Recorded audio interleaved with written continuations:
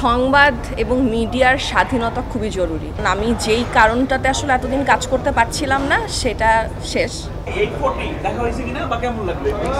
হ্যাঁ হ্যাঁ, মাত্রই দেখলাম, ভালো লেগেছে।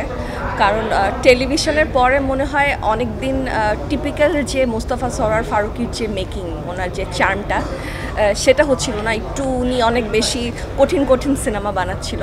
কিন্তু আমরা যারা 90s-এ বড় হয়েছি, আমাদের কাছে তো আসলে ওই 69-এর মোস্তফা সরোয়ার ফারুকীকে আমরা বেশি কানেক্ট করতে পারি। তো আজকের ওই কাজটা দেখে সেই পুরান ফারুকী ভাইকে খুঁজে পেয়েছি। তো এটা তো একদম মানে মূল ধারণার বাইরে, একদম পলিটিক্যাল স্যাটায়ার। তো এই ধরনের ফিল্ম আসলে কতটুকু সমাজের উপযোগী আপনার মনে হয়? সমাজের কতটুকু উপযোগী সেটা তো আসলে আমি বলতে পারবো না, কিন্তু এখানে যা দেখলাম এতক্ষণ, এই সবগুলো মনে হচ্ছে আমরা এর আগেও দেখেছি। এখন আবার সেটাকে ক্যামেরার মাধ্যমে আমাদের সামনে দেখানো হচ্ছে। কারণ এই গল্পটা খুবই আমাদের, স্পেশালি আমরা বাংলাদেশের মানুষ, আমাদের জন্য খুবই পরিচিত গল্প। ঠিক কয়েক মাস আগ পর্যন্ত আমরা এগুলো এমনিতেই দেখতাম, হয়তো সংবাদপত্রে দেখতাম বা টিভির সংবাদে দেখতাম, বাট এটাকে আসলে এখন একটা সিনেমার মাধ্যমে দেখানো হলো। এটা খুবই, স্পেশালি বাংলাদেশি মানুষ, আমাদের জন্য এটা খুবই পরিচিত গল্প। আগে একটা সরকারের বিরুদ্ধে একটা ডায়লগ থাকলেও নাটকটা আটকে যেত বা বিভিন্ন রকম কিছু হইতো। এখন তো ওই দিক থেকে আপনার আসলে কতটুকু ফিল ফ্রি? দেখেন, আসলে সংবাদ এবং মিডিয়ার স্বাধীনতা খুবই জরুরি। সেটা যে কোনো দেশে হোক, যে কোনো প্ল্যাটফর্মে হোক।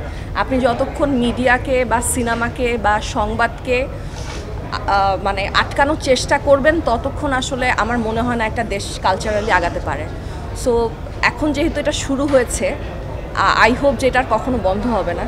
কারণ আমাদের দেশে তো আবার অনেক কিছু চেঞ্জ হয়ে যায় সময়ের সাথে সাথে। তো আশা করব এটা চেঞ্জ হবে না, এটা কন্টিনিউ হবে। এই সংবাদপত্রের স্বাধীনতা কিংবা আমাদের যে ফিল্ম মেকিংয়ের যে স্বাধীনতা, এটা খুবই গুরুত্বপূর্ণ একটা জিনিস। একটা দেশকে কালচারালি যখন ইন্টারন্যাশনালি আপনি রিপ্রেজেন্ট করবেন, তখন এই জিনিসগুলো খুব গুরুত্ব পায়। সো আমার কাছে মনে হয় it's very important and I am very glad যেটা শুরু হলো। হ্যাঁ, 25-এ হয়তো একটু কাজ করতে বেশি দেখবেন, কারণ আমি যেই কারণটাতে আসলে এতদিন কাজ করতে পারছিলাম না সেটা শেষ। তো এখন আমি আবার কাজে ফিরতে চাই। আহামরি আসলে সিগনিফিকেন্টলি বলার মতো কোনো ঘটনা আমার লাইফে ঘটেনি। সো আমি কি বলবো।